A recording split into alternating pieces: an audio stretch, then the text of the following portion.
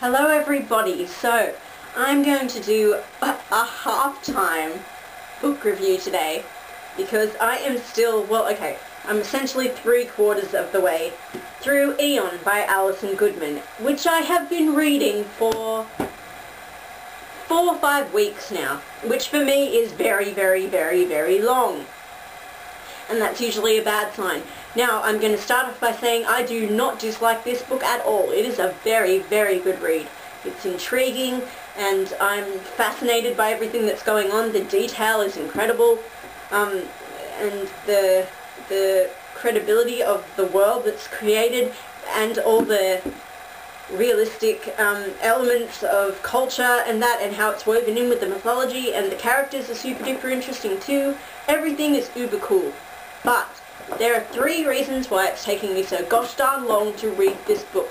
Reason number 1, I am very, very tired all the time because I am in an exceptional amount of pain. So most nights, which is usually when I read in bed, I'm going to bed and taking some strong painkillers and trying to knock myself out. So I just don't have the energy to read.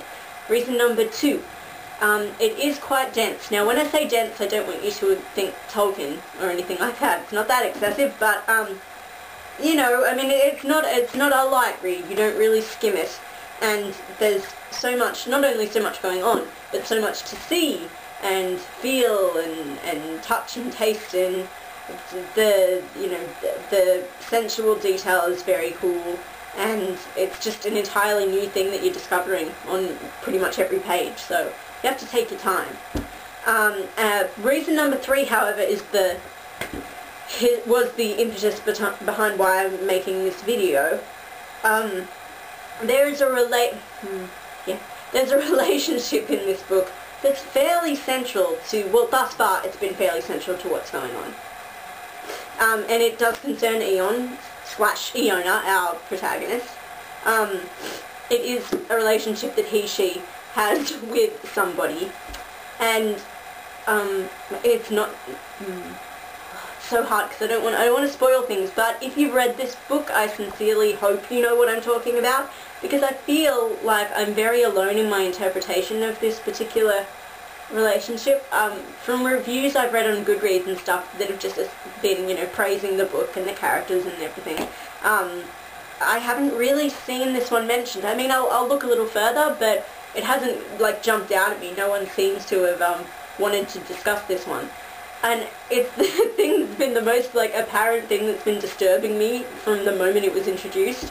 And it's sort of been, it's not putting me off the book, but whenever it comes up, I'm so, it affects me so directly that I kind of have to put the book down, or it just changes the way I'm feeling. Every time I'm really enjoying what's going on, that comes into it, and I'm sort of like, oh, why?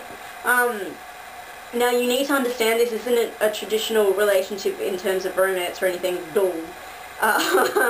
It has a few kind of dynamics to it, I suppose.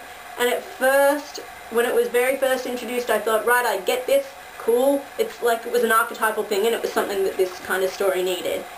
But then there were some passing mentions to stuff made by Eon/Iona, and then she started to mention it more and more, and then it actually started to come into play with how these two interacted, and I was just thinking, okay, Alison Goodman, please tell me that there's a reason for this, because it's really creeping me out. And it built and built and built, and so every time this other character was coming on, on the pages, I was immediately tense, and I thought, oh shit, are they going to have a nice just a chat and stuff, or is it going to go weird again? And most of the time it kept going weird, and so it was just creeping me out, and I didn't know. Usually I can understand the intention behind a certain relationship's dynamic and things, and particular themes and elements that are being introduced. I usually can guess what the author was intending with doing that, but with this I've not a clue if I'm meant to be disturbed, or if I'm the only one who's finding it as weird as I have been. And then, quite recently, a few chapters back, something sad happened that has really, really deeply affected our protagonist, and I feel terrible for her / him, because she is so sad now. But it's very hard to actually feel empathy, because I keep thinking to myself, okay, does this mean all the weirdness is going to stop now? But in fact, it's been mentioned more blatantly since this event occurred than it even was before. So I'm thinking, I'm not free. I need this to end, because I can't relax and enjoy this book while this keeps coming in.